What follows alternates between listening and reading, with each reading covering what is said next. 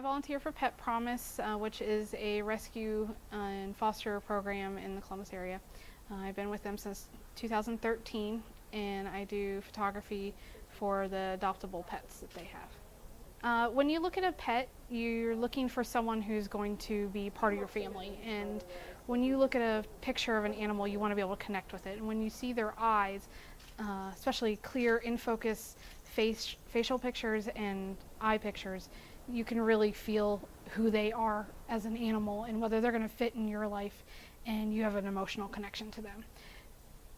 Pets are a big part of today's society, more so than they were even 20 years ago.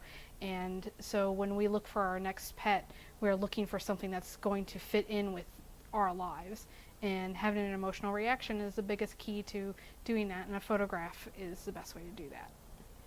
When cats and dogs are in shelters, one of the hardest things for a photographer is them being in their pen or their cage, and most of them are scared and frightened, and they don't have a capability of showing off what their personality is.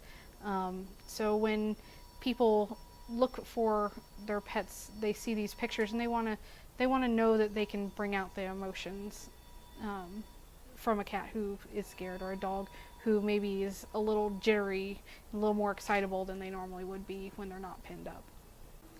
In 2013, my first dog as an adult passed away from a hematoma in the brain, and I was not ready to adopt another dog yet.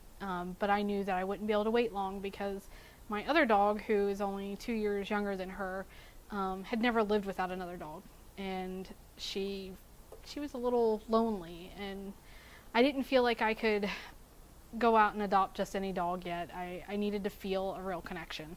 But in order to get through my grieving process, I felt that I needed to volunteer to help get to that point. And when I started photographing for Pet Promise, I decided to do only dogs to begin with, and to really get the process started. And during that process, we brought in many dogs. I probably photographed 30 dogs until these puppies came in, and I had invited my husband out to help me work with the dogs, and I handed him one of the puppies while I was photographing its sibling, and that was the end of that. She came home with us.